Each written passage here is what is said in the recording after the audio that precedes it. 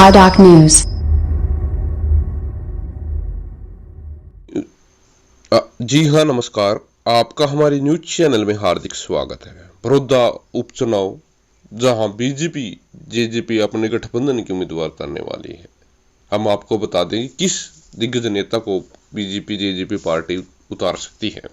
कृपया वीडियो शुरू से लेकर अंत तक जरूर देखिएगा। अगर आपने हमारे चैनल को सब्सक्राइब नहीं किया है तो अभी कर लीजिएगा ताकि हमारे आने वाली सभी अपडेट आप तक पहुंच सकें। कांग्रेस के विधायक श्री कृष्ण हुड्डा के निर्धन के बाद खाली हुआ बड़ौदा विधानसभा उपचुनाव में इस बार जेजेपी के लिए उम्मीदवार उतारना मुश्किल हो सकता है, क्योंकि बीजेपी ने जाट वोट बैंक को आकर्षित करने के लिए ओपी धनखड़ को प्रदेश की कमान सौंपी थी। भले ही बीजेपी कहती आ रही है कि वो जेजेपी के साथ मिलकर चुनाव लड़ेगी, लेकिन सच तो यह है कि जेजेपी का भी वोट बैंक को अपने पाले में लाने की पूरी कोशिश कर रही है। इस चुनाव के बारे में बीजेपी ने पहले ही स्पष्ट कर दिया कि वो चुनाव अकेले नहीं गठबंधन के साथ मिलकर लड़ेगी। इसके बाद जेजेपी ने कहा कि वो बीजेपी के साथ चुनाव लड़ेगी, लेकिन बीजेपी इसमें खेल कर सकती है। दरअसल जेजेपी और से उम्मीदवार को लेकर एक बार फिर नाम सामने आने वाला कि दिग्विजय को चुनाव मैदान में उतारा जा सकता है, लेकिन जेजेपी के संरक्षक अजय सिंह चौटाला ने फिर स्पष्ट कर दिया कि इस बार दिग्विजय नहीं बीजेपी जेजेपी चुनाव लड़ेगी। अब बीजेपी की ओर से उम्मीदवार को लेकर चर्चा है कि 2019 में हारे हुए जाट नेता और कैबिनेट मंत्री कैप्टन अभिमन्यु को यहां से चुनाव लड़ सकते हैं। इसका सबसे बड़ा कारण यह है कि ओपी धनखड़ का प्रदेश अध्यक्ष बनना, जहां जाट वोट बैंक है, और इस लिहाज से एक बड़ा बीजेपी का चेहरा ये सीट निकाल सकता है। और बीजेपी के पास कैप्टन अभिमन्यु के अलावा कोई दूसरा नेता भी नजर नहीं आता है। हम आपको बता दें कि बीते साल हरियाणा में 2019 में विधानसभा चुनाव में कांग्रेस के उम्मीदवार श्री कृष्ण हुड्डा को यहां 42,566 वोट मिले और जीते। उनका वोट प्रतिशत 34.67% रहा। वो एक दिग्गज जाट नेता थे। दूसरे नंबर पर बीजेपी के योगेश्वर दत्त रहे। एक खिलाड़ी से राजनीतिक ने दत्त को यहां 37,726 वोट मिले। वोट शेयर 30.73% रहा।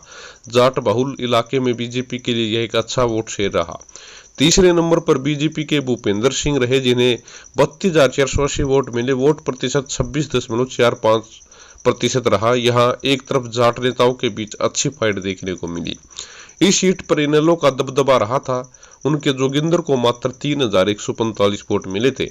वोट प्रतिशत 2.56 रहा था। हम आपको बता दें कि जेजेपी के लिए उम्मीदवार को उतारना मुश्किल क्यों है। रविवार को मुख्यमंत्री ने मंत्रिमंडल के विस्तार के लिए भी कहा गया था, लेकिन उनसे पहले दुष्यंत चौटाला केंद्रीय गृह मंत्री अमित शाह से मुलाकात कर जल्द मंत्रिमंडल के विस्तार को लेकर चर्चा कर चुके हैं। ऐसे में मुख्यमंत्री का ये बयान कहीं ना कहीं इस ओर इशारा कर रहा है कि बीजेपी अपना ही उम्मीदवार उतारेगी। हालांकि हरियाणा के गृह मंत्री अनिल विज ने कहा कि पिछले विधानसभा चुनाव में बीजेपी उम्मीदवार यहां दूसरे नंबर पर था, इसलिए इस सीट पर बीजेपी उम्मीदवार उतारेगा और जीतेगा। वहीं इस बार इनेलो के लिए बड़ी राहत की खबर है कि पार्टी धीरे धीरे अपना वर्चस्व बचाने में लगी है। बड़ौदा उपचुनाव पर परोल पर जेल में बाहर आए पूर्व मुख्यमंत्री इनेलो सुप्रीमो ओम प्रकाश चौटाला पूरी तरह नजर बनाए हुए हैं। चंडीगढ़ में रहकर उन्होंने अपने छोटे बेटे अभय सिंह चौटाला को पूरी तरह से फील्ड में सक्रिय रखा है। वहीं खुद जातीय समीकरणों के मद्देनजर कई चेहरों को अपनी पार्टी में मिलाया है। बड़ौदा उपचुनाव को लेकर ओम प्रकाश चौटाला खुद ही बहुत से नेताओं के संपर्क के साथ चुके हैं।